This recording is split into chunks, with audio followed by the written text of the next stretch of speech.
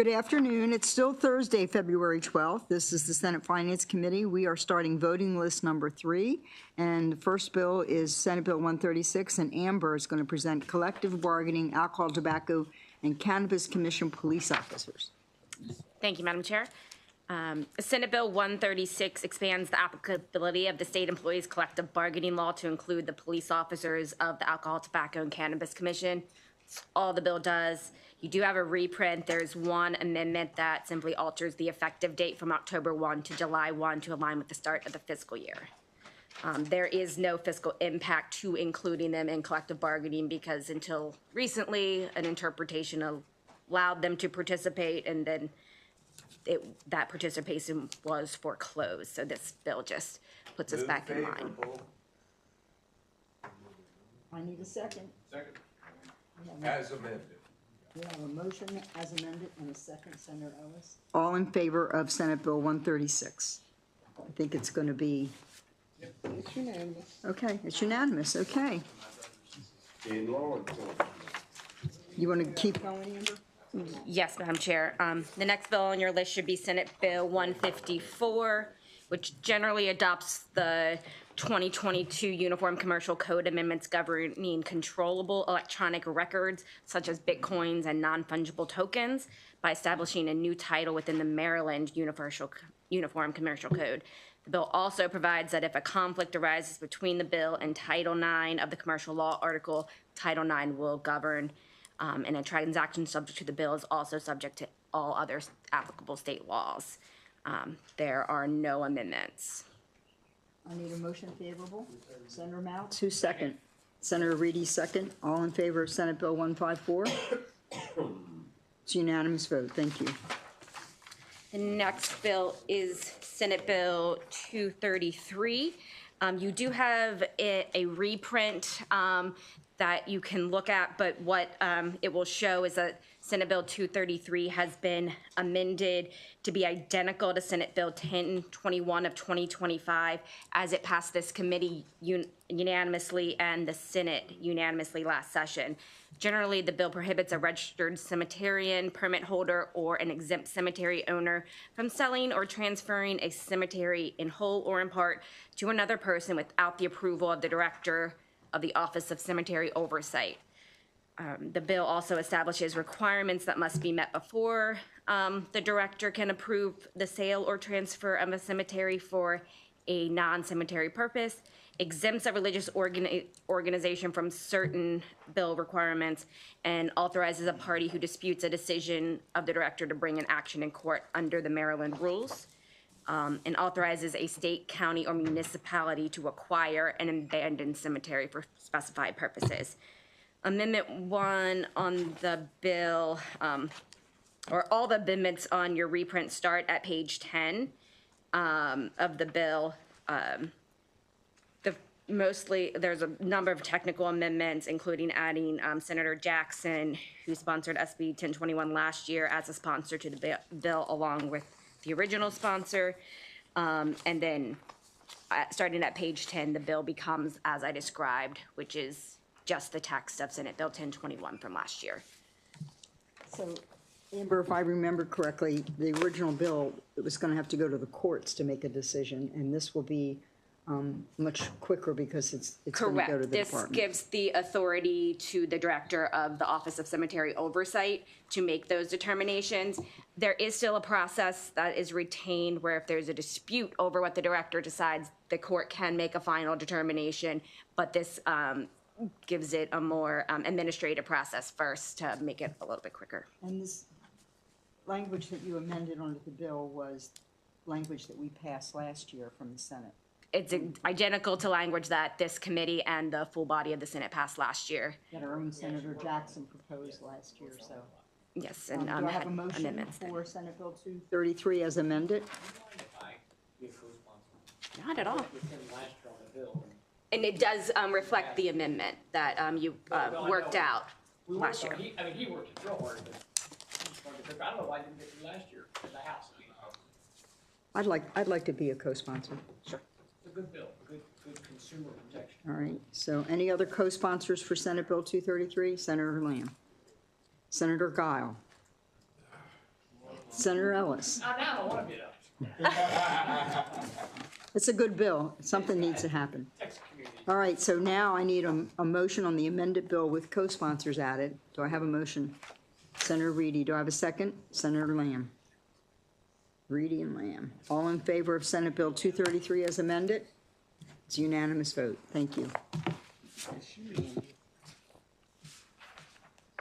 Senate Bill 249 is next on the list, which requires any person with a cigarette business license or other tobacco products, also known as OTP license, that is seeking to manufacture, distribute, or sell electronic smoking devices, also referred to as ESD, to also obtain a separate license to manufacture, distribute, or sell ESD.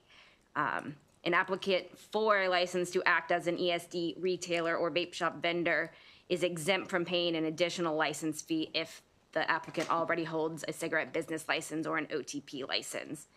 Existing license holders as of September 30th of 2026 are excluded from the bill's requirement until the current license in effect at that time expires. There are no amendments and there's no fiscal impact. Can I have a motion for Senate Bill 249? Senator Guile moved favorable. Senator Jackson seconded. All in favor of Senate Bill 249? Unanimous vote. See, if we put a fee on that, it would have been 8-3. And the last of my substantive bills on the list, Senate Bill 261, excludes payroll processors from the definition of money transmitter and from the requirement to get a money transmitter's license under the Maryland Money Transmission Act if the payroll processors meet certain other requirements, including that they have a specified agreement with the business that they're acting as the payroll processor for, and other obligations aren't extinguished if the payroll processor fails to remit the funds to the payee. That's literally all the bill does. It just carves payroll processors out of the money transmitter statute. Thank you, Senator Mouse. Do I have a second? Second. Senator Guile. All in favor of Senate Bill 261? It's a unanimous vote. Thank you. Now, do you have the Maryland service? No, that's Nathan. Okay. Nathan, we're going to start with Senate Bill 237. I'm sorry, Senate Bill 037.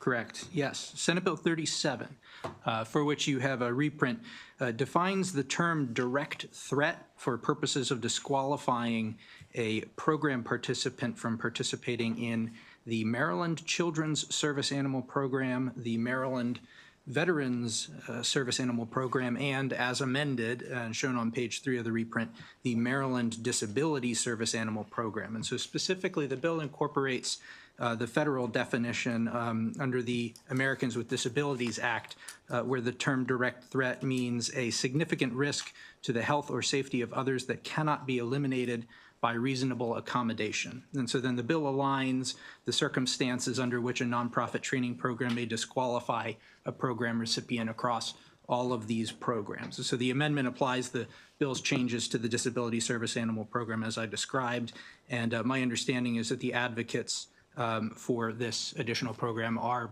fine with the bill. There is no fiscal impact, there is no opposition. Have a motion for Senate Bill 37 as amended. Senator Guile, who's the second? Senator Lamb. All in favor of Senate Bill 37 as amended? Unanimous vote. Thank you. Up next is Senate Bill 19. This is a departmental bill that extends the termination date of the State Board of Environmental Health Specialists by 5 years to July of 2032, subject to the evaluation and reestablishment provisions of the Program Evaluation Act. There are no amendments, there is no fiscal impact, there was no opposition at the hearing. A motion for Senate Bill 119. Nobody's going to motion? Can I question on it? Let me have a second, and then we can ask questions. Senator Ellis. Okay. Thank you. Antonio, Senator Hayes has a question. Hey, Nathan, you said that it was subject to the What was that statement you made? Yes, so there's the evaluation and reestablishment provisions of the Maryland Program Evaluation Act. So if you recall, several years ago, there was a process by which these boards would undergo a preliminary sunset or a full sunset evaluation. Right. The legislature eventually found that that process was got rid of it. wasteful.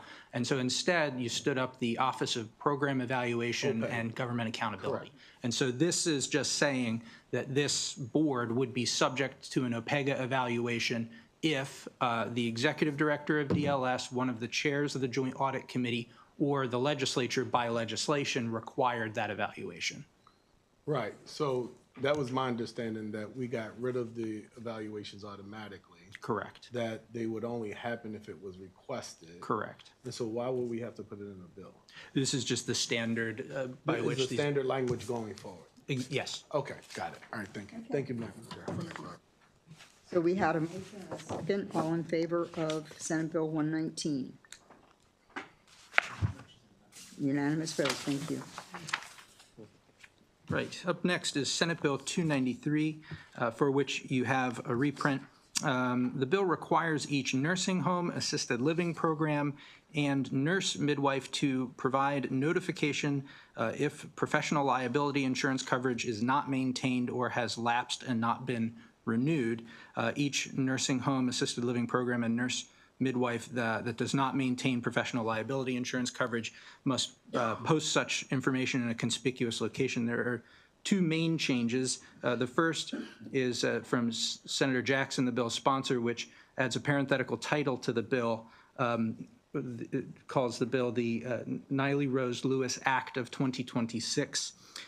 And then Senator Lamb is offering an amendment that's reflected on page 6. This would apply the same disclosure requirement to certified midwives. In Maryland, there are three classes of midwife: the nurse midwife, which was affected by the bill as introduced; the certified midwives, which will now be subject to the disclosure provision should the committee accept Senator Lamb's amendment; and then the direct entry midwives, which already have a disclosure requirement under their informed consent form, which is developed in cooperation with the Board of Nursing. So all midwives would be subject to the same disclosure requirements with Senator Lamb's amendment. Senator Jackson. Thank you, Madam Chair. I was told that Ms. Ashley Lewis was watching this voting session, and so I had a message I would like to convey, if that's okay. So to Ms. Ashley Lewis, if you're watching, I want to thank you for your courage and strength in telling your story with regards to SB 293, and the hope that no other family experience what you and your family have experienced. As a result, I submitted an amendment to rename SB 293 from Professional Liability Insurance Coverage, Nursing Homes, Assisted Living Facilities, and Nurse Midwives Disclosure to the Nayeli Rose Lewis Act of 2026 in honor of your daughter, Nayeli Rose Lewis. Thank you, and God bless you and your family. Thank you, Senator. Senator Reedy. Thank you.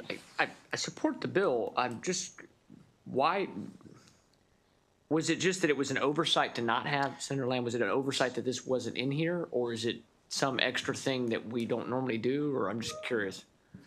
It was just an oversight. 'Cause we have There's three three types. different types of midwives, and I think one of them's newer, and it was just probably a draft No, and miss. no problem. Okay, thanks.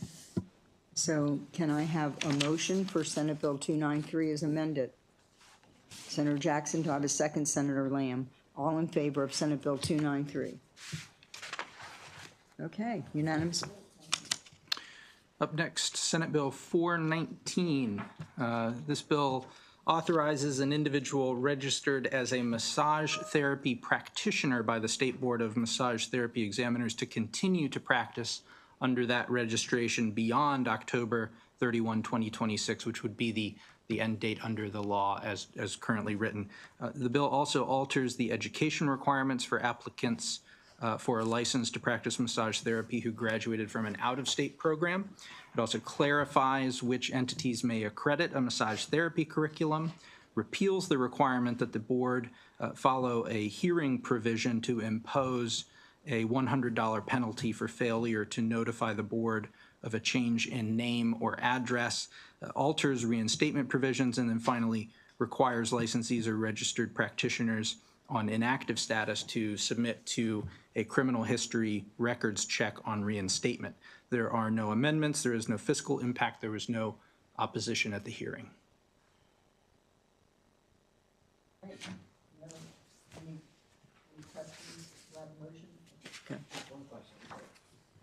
The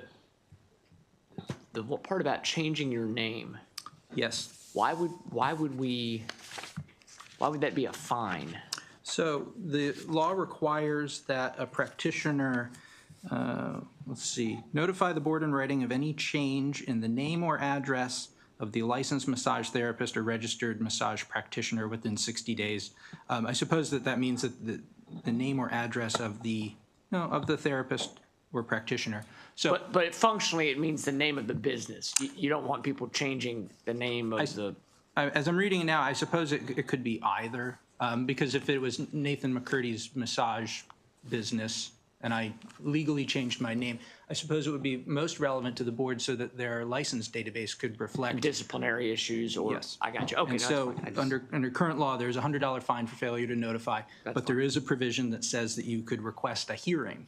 The board is saying that that's onerous for such a relatively For a $100 fine. small If you fine. didn't do that, no, okay. So there's already a fine. It's just okay. That's correct. It's Gotcha. not establishing a new fine. All right. Thank you. Do I have a motion on Senate Bill 419? No motion? Move favorable. Thank you, Senator Kyle. Do I have a second? Senator Jackson, did I see a second? Thank you. All in favor of Senate Bill 419? Okay, unanimous vote. Thank you. Lisa? Yes, thank you, Madam Chair. So first is Senate Bill 272, which requires certain insurers, nonprofit health service plans, and health maintenance organizations that provide coverage for chemotherapy to treat cancer to provide coverage for scalp cooling systems used for the preservation of hair in connection with the chemotherapy treatment. The bill takes effect January 21st, 2027, and applies to all policies, contracts, and health benefits plans issued, delivered, or renewed in the state on or after that date. I hope we're done all the sad bills, because it was a hard week. Do I have a motion for Senate Bill 272? Senator Guile, and a second, Senator Kramer. Did I hear your second? Yeah. Thank you. All in favor of Senate Bill 272? Unanimous vote. Thank you.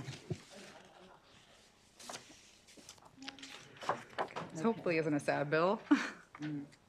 Senate Bill 276, for which you should have a reprint. It alters the current mandated benefits for the coverage of orthopedic braces to be coverage for orthoses and replacement of orthoses, and clarifies mandated coverage for prostheses.